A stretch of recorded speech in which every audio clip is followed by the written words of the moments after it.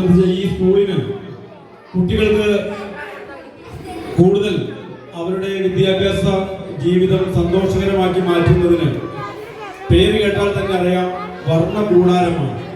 അപ്പോൾ കൂടുതൽ വർണ്ണങ്ങൾ അവരുടെ മനസ്സിൽ പതിയുന്നതിനും സ്വപ്നങ്ങൾ മനസ്സിൽ നിറയുന്നതിനും വലിയ പ്രതീക്ഷകൾ നിങ്ങളുടെ പാഠപുസ്തകം മാത്രം പഠിച്ചുകൊണ്ടല്ല, നിങ്ങൾക്ക് പാഠ്യേതര കാര്യങ്ങളിൽ കൂടുതൽ ശ്രദ്ധിക്കുന്നതിനും എല്ലാ തരത്തിലും നിങ്ങളെ കഴിവുള്ളവരാക്കി മാറ്റുന്നതിനും വേണ്ടിയിട്ടാണ് ഇത്തരത്തിലുള്ള വേറിട്ട സംരംഭങ്ങൾ വിദ്യാഭ്യാസ വകുപ്പും സംസ്ഥാന സർക്കാരും എല്ലാം ചേർന്ന് നടപ്പിലാക്കുന്നത്. ഇവിടെ എനിക്ക് മുമ്പ് സംസാരിച്ച പ്രിയപ്പെട്ട മുൻ പഞ്ചായത്ത് പ്രസിഡന്റ് പറഞ്ഞതുപോലെ നമ്മുടെ പഞ്ചായത്തിലെ എല്ലാ സ്കൂളുകളിലും LP സ്കൂളുകളിലും വർണ്ണകൂടാരം UP സ്കൂൾ, ആദ്യം മുടക്കം UP സ്കൂളിലാണ് അത് പൂർത്തീകരിച്ചത്.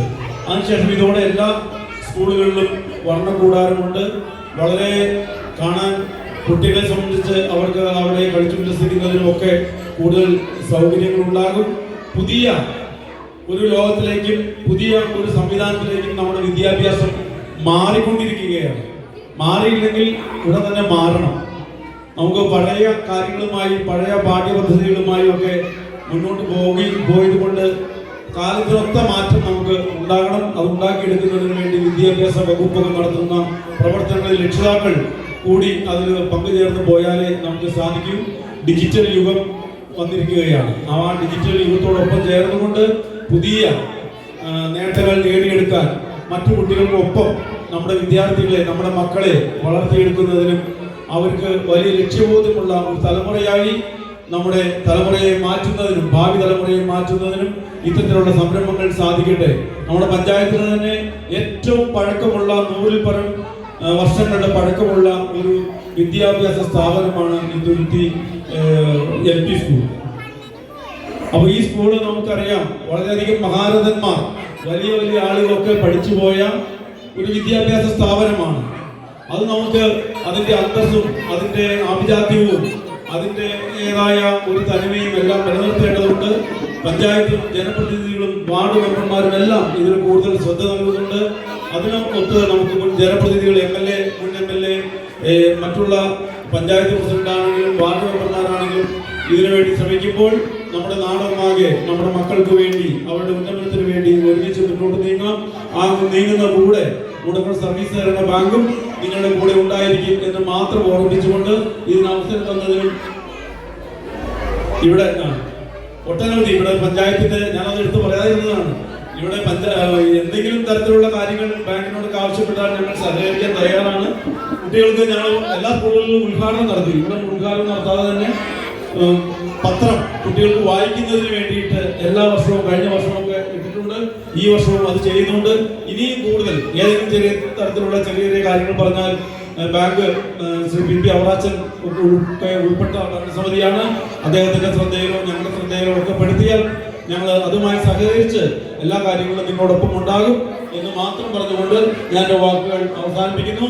നിങ്ങൾക്ക് എല്ലാ ആശംസകളും. ഒരു പുതിയ അധ്യയന വർഷം ആരംഭിച്ചിരിക്കുകയാണ്. വളരെ സന്തോഷത്തോടെയുള്ള ഒരു തുടക്കമാണ്. അപ്പോൾ നിങ്ങൾ വർണ്ണകൂടാരത്തോടൊപ്പം പഠിക്കുന്നതിന് വേണ്ടി ഈ അധ്യയന വർഷം പ്രത്യേകമായി നിങ്ങൾക്ക് വലിയ അനുഗ്രഹങ്ങളും കഴിവുകളും നേടിയെടുക്കാൻ ഇടവരുത്തട്ടെ എന്ന് മാത്രം പ്രാർത്ഥിച്ചുകൊണ്ടും ആശംസിച്ചുകൊണ്ടും എൻ്റെ വാക്കുകൾ അവസാനിപ്പിക്കുന്നു. നന്ദി, നമസ്കാരം.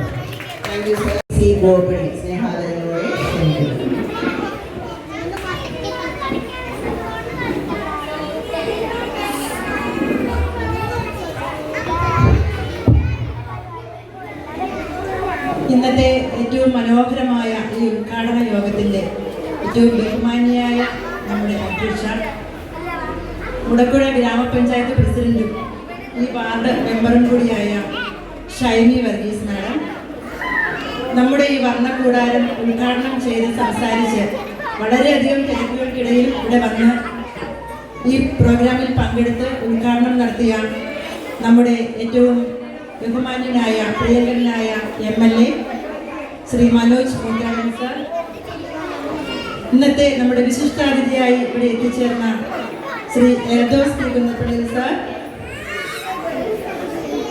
ഈ മുടക്കുഴ പഞ്ചായത്തിനെ പ്രതിനിധീകരിച്ചുകൊണ്ട് എനിക്ക് തോന്നുന്നു ഈ പഞ്ചായത്ത് മൊത്തത്തിൽ എല്ലാ മെമ്പർമാരും തന്നെ ഇവിടെ എത്തിച്ചേർന്നിട്ടുണ്ട്. ഏറ്റവും ബഹുമാന്യരായ വാർഡ് മെമ്പർമാർ, SSK എറണാകുളം DPCയെ പ്രതിനിധീകരിച്ചുകൊണ്ട് ഇവിടെ എത്തിച്ചേർന്ന് മുഖ്യ പ്രഭാഷണം നടത്തിയ ബഹുമാന്യയായ Anupama madam, school head master, പ്രിയപ്പെട്ട അധ്യാപകർ, ഏറ്റവും സ്നേഹം നിറഞ്ഞ കുഞ്ഞു മക്കളെ, രക്ഷിതാക്കളെ, എൻ്റെ പ്രിയ സഹപ്രവർത്തകരെ, എല്ലാവർക്കും നമസ്കാരം. ഇവിടെ എല്ലാവരും സംസാരിച്ചതുപോലെ നമ്മുടെ ഈ പഞ്ചായത്തിനെ സംബന്ധിച്ച് ഏറ്റവും മനോഹരമായ ഒരു നിമിഷം, ഒരു ദിവസമാണിന്ന്. കാരണം കേരളത്തിൽ അല്ലെങ്കിൽ നമ്മുടെ എറണാകുളം ജില്ലയിൽ ഇതുപോലെ അവസരം, ഇതുപോലുള്ള ഒരു മനോഹരമായ സംവിധാനം ഒരുക്കി കിട്ടുന്ന അധികം വിദ്യാലയങ്ങളില്ല. സമഗ്ര ശിക്ഷ കേരള നമുക്ക് എല്ലാവർക്കും അറിയാം. PM ശ്രീ പദ്ധതി, പ്രോജക്റ്റ്, ഫണ്ടിന്റെ കുറവ്, ഇതൊക്കെ നമ്മളിപ്പോൾ ചർച്ച ചെയ്തുകൊണ്ടിരിക്കുന്ന വിഷയങ്ങളാണ്. പക്ഷേ എല്ലാ കുറവുകൾക്കിടയിലും ഈ പ്രീ സ്കൂളുമായി ബന്ധപ്പെട്ടുകൊണ്ട് സ്റ്റാർസ് പ്രോഗ്രാമിന്റെ ഭാഗമായി കഴിഞ്ഞ വർഷം 10 ലക്ഷം രൂപ മുടക്കുഴ പഞ്ചായത്തിലെ നമ്മുടെ ഈ ഗവൺമെന്റ് LP സ്കൂളിൽ വർണ്ണക്കൂടാരം പ്രോജക്റ്റിന് വേണ്ടി അനുവദിക്കുകയുണ്ടായി. ഒരു വർഷം നീണ്ടു നിന്ന കഠിനമായ പ്രയത്നത്തിലൂടെ ധാരാളം ക്ലാസ്സുകളിലൂടെയും സെമിനാറുകളിലൂടെയും ചർച്ചകളിലൂടെയുമാണ് ഇന്ന് നമ്മൾ കാണുന്ന ഈ 13 ഇടങ്ങളുള്ള മനോഹരമായ ഒരു വർണ്ണക്കൂടാരം ഇതുപോലെ സാധ്യമായിട്ടുള്ളത്. ഇതിനുവേണ്ടി ഈ പഞ്ചായത്ത് മുഴുവൻ ഒരുമിച്ച് നിന്നു. ഇവിടുത്തെ രക്ഷിതാക്കൾ, കുട്ടികൾ, അധ്യാപകർ എന്ന് വേണ്ട, ഇവിടെ ഇപ്പോൾ പറഞ്ഞതുപോലെ സൊസൈറ്റി, മറ്റ് സ്റ്റേക്ക് ഹോൾഡേഴ്സ് ആയിട്ടുള്ള എല്ലാവരും ഈ നാടിനെ കൈപിടിച്ചുയർത്താൻ വേണ്ടി ഒരുമിച്ച് നിന്നു. SSK അതിൻ്റെ ഒരു ഭാഗം മാത്രം. BRC, കൂവപ്പടി BRCയെ പ്രതിനിധീകരിച്ചാണ് ഞാൻ നിൽക്കുന്നത്. കൂവപ്പടി BRCയിലെ സ്റ്റാഫും ഇതിനോട് ചേർന്ന് നിന്നിട്ടുണ്ട്.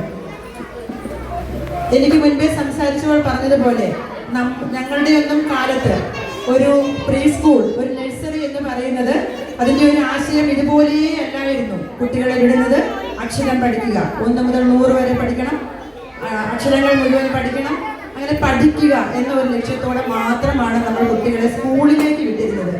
എന്നാൽ അതിൽ നിന്ന് മാറി വളരെയധികം കാലം മുൻപോട്ട് പോയി.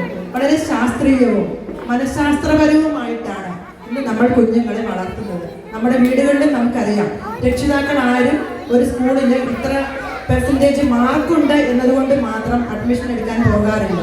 അപ്പോൾ ഇവിടെ ഇരിക്കുന്ന രക്ഷിതാക്കളെ സംബന്ധിച്ച് എനിക്ക് ഉറപ്പുണ്ട്, അവർ ഈ സ്കൂളിൽ കുട്ടികളെ ചേർത്തിട്ടുണ്ടെങ്കിൽ അവർ തീർച്ചയായിട്ടും കുട്ടികളുടെ സർവതോന്മുഖമായ ഒരു വികാസം കണ്ടറിഞ്ഞിട്ടാണ് ഈ സ്കൂൾ സെലക്ട് ചെയ്തത്. ഇവിടെ അടുത്ത് ധാരാളം ഇംഗ്ലീഷ് മീഡിയം സ്കൂളുകളും എയ്ഡഡ് അൺഎയ്ഡഡ് സ്കൂളുകളൊക്കെ ഉണ്ടാവും. പൊതുവെ ഗവൺമെന്റ് സ്കൂളുകളോട് എല്ലാവർക്കും ഒരു വെറുപ്പും മടുപ്പും ഒക്കെ ഉണ്ട്, നമുക്കറിയാം. അത് അവരുടെ അവബോധത്തിന്റെ കുറവ് കൊണ്ട് മാത്രമാണ്.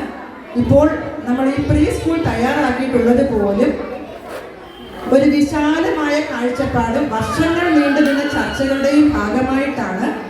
അത് കുട്ടികൾക്ക് ഏറ്റവും നന്നായിട്ട് അനുയോജ്യമായി ഉപയോഗിക്കാൻ സാധ്യമാകണം. എൻ്റെ ഒരു പ്രാർത്ഥന, ഇവിടെ ഏറ്റവും കുട്ടികൾ കുറവുള്ള ഒരു വിദ്യാലയം, ഗവൺമെന്റ് സ്കൂൾ എന്ന നിലയിൽ നമുക്കറിയാം ഏറ്റവും കുട്ടികൾ കുറവുള്ള ഒരു വിദ്യാലയമായിരിക്കും നമ്മുടെ ഈ സ്കൂൾ. പക്ഷേ ഇനി അങ്ങനെ ആവരുത്. ഇവിടെ ഇത്രയും സംവിധാനങ്ങൾ നമ്മൾ ഒരുക്കി നൽകിയിട്ട് അത് ഉപയോഗിക്കാൻ ആളുകളില്ലെങ്കിൽ, കുഞ്ഞുങ്ങളില്ലെങ്കിൽ പിന്നെ എന്ത് പ്രയോജനം? എത്ര ലക്ഷങ്ങൾ മുടക്കിയത് കൊണ്ടോ എത്ര വലിയ വർണ്ണാഭമായ വിശദീകരണങ്ങൾ നൽകിയത് കൊണ്ടോ ഒരു കാര്യവുമില്ല. കുഞ്ഞു പൂമ്പാറ്റകളായിട്ട് നിറയെ കുട്ടികൾ ഈ സ്കൂളിലേക്ക് എത്തിച്ചേരട്ടെ. ഈ സൗകര്യങ്ങളെല്ലാം ഏറ്റവും നന്നായി ഈ പഞ്ചായത്തിലെ കുട്ടികൾക്കും മറ്റു പഞ്ചായത്തുകളിൽ നിന്ന് തേടി വരണം കുട്ടികൾ ഈ സ്കൂളിലേക്ക്. കാരണം ഇവിടെ വളരെ മനോഹരമായ ഒരു വിദ്യാലയമാണ്. നമുക്ക് പലതരത്തിലുള്ള പ്രക്രിയകളിലൂടെ എന്നുവെച്ചാൽ നമ്മുടെ സ്വഭാവ രൂപീകരണം മുതൽ അക്കാദമിക നിലവാരം വരെ എല്ലാ രീതിയിലും ഏറ്റവും നല്ല നന്മകൾ നൽകാൻ പറ്റുന്ന ഒരു വിദ്യാലയം ഇവിടെ ഉണ്ട്. അവിടെയാണ് എൻ്റെ കുട്ടി പഠിക്കേണ്ടത് എന്ന് തീരുമാനിച്ചുകൊണ്ട് ഈ നാട്ടിലെ നല്ലവരായ എല്ലാ രക്ഷിതാക്കളും അവരുടെ കുട്ടികളെ ഇവിടേക്ക് അയക്കട്ടെ. കുട്ടികൾക്ക് ഉല്ലസിച്ച് പഠിക്കാൻ ഇവിടെ സാധിക്കട്ടെ എന്ന് മാത്രമാണ് എൻ്റെ പ്രാർത്ഥന.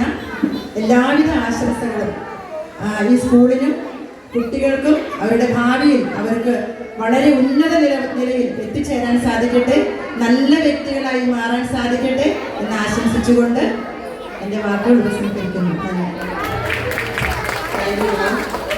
ഒരുപാട് ഓർമ്മകളും ശ്രീ മനോജ് KS ക്ഷണിക്കുന്നു.